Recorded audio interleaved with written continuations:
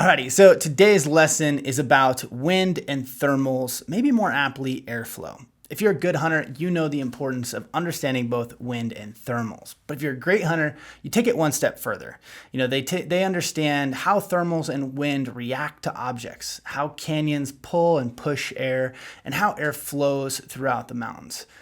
The greats know that animals use certain features as a way to get like a 360-degree safety view. Just as a trout sits in a back eddy to catch the swirling food, ungulates can bed in an area that's going to have a thermal back eddy, which protects them from all sides, gives them the heads up if they know something dangerous near. We could do an hour-long video on olfaction and its relationship between predators and prey, but we're going to try to break it down in the simplest version in this video and what you need to know. First off, if you don't understand the basics of thermals, go study that. Go check out some videos on that. Secondly, don't for a second think that that's where it ends. Understanding that thermals go up and down is merely a starting point. And if you want to be a great hunter, a great archer, I should say especially, then you kind of need to understand it from a bigger perspective. Knowing the wind is like 101, hunting into the wind is 101. And understanding thermals go up and down is like a 201. But understanding airflow and being able to predict airflow is what I consider like 301. And understanding how predators and prey react, how they work together, their sense of smell, that's some 301 stuff. And that's what we're going to get into. So this is a 301 video. When you're a new hunter, you're taught to hunt with the wind in your face. And that's great advice until the wind is constantly changing. Then you get smart and you learn about thermals.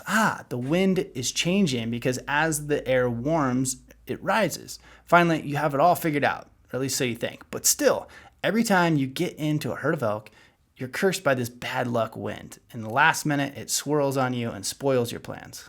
It's not until you can start looking at terrain and predicting airflow that you are able to also avoid these traps and learn to make your attacks when you won't be foiled by these gusts of wind that you think are bad luck.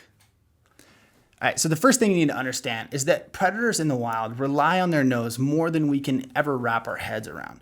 Their noses are not only like navigation, but they're the complex chronological journal of events. A dog's nose can smell in layers, and they can tell what scents have been laid down in which order. Think of it more like a log of events. They use their nose for everything from navigation to hunting to knowing where or who has been in the area. In turn, ungulates have learned to avoid this, and they avoid predators by understanding these same concepts. Keep this basic understanding in mind when you start to discuss like airflow and wind and how scent travels. On a grand scale, wind and airflow is merely the difference in pressure caused by the atmosphere when it heats and cools at different rates.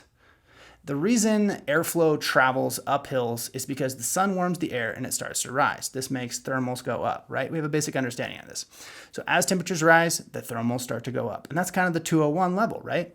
So the problem that the mountains have in large is that all air isn't evenly heated, right? So a big ravine may heat air faster than a smaller ravine that's not directly in the sun. And this is where you get these swirling winds, is because not all the air heats evenly. So a basic understanding of thermals doesn't really help us because sometimes this air will heat faster and it's moving perfectly, but that can change and swirl winds. And so we need to understand that concept.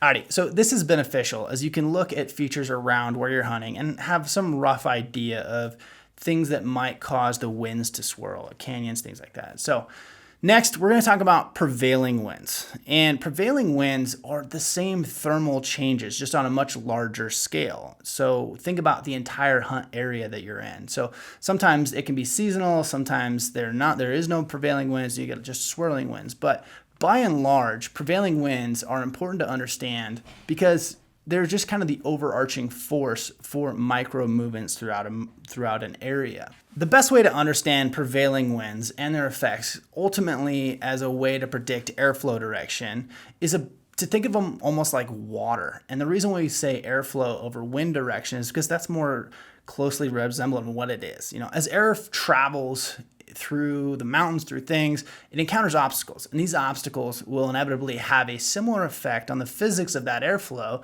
that water does when it encounters a boulder or something like that. So think of a flowing river, and it comes across a boulder and it hits that boulder. And, as fishermen, we know that creates like a little back eddy where the water swirls around because it's changed that, right? And we also know that fish like to lay in that back eddy because as food floats down the river, inevitably it'll kind of swirl in that back eddy, and that's just an easy lunch. Well, when you think of airflow in the mountains and animals, think of it in the same capacity. So ungulates have figured out that predators use the wind and airflow to figure out where they are. But if they sit into a similar back eddy in the mountains, it gives them an ability to have that 360-degree view, whatever you want, smell a sense. And so they sit in these back eddies. And this often happens where we make a hunt and we start moving on these elk, and we get so close and all of a sudden the wind swirls, right? Well, that's because those elk know that terrain creates this back eddy where we are, and they can sit right in this spot. So they may not know exactly where it is, but they're going to know that danger is near. So how do we use this as archers? These are the classic scenarios that we've all walked ourselves into. You find an elk, the elk goes up and beds in a spot, you move in, you get close, and all of a sudden at the last minute, the wind switches and it blows everything out. For spot and stock purposes, these are the times that you may need to play it safe, get close enough. And if you know that the thermals are going to be swirling right there, wait until the animal gets up to feed, and that's when you can make your approach. In calling scenarios, this is where you may be able to lure a bull away from security and away from this back eddy and gain the upper hand.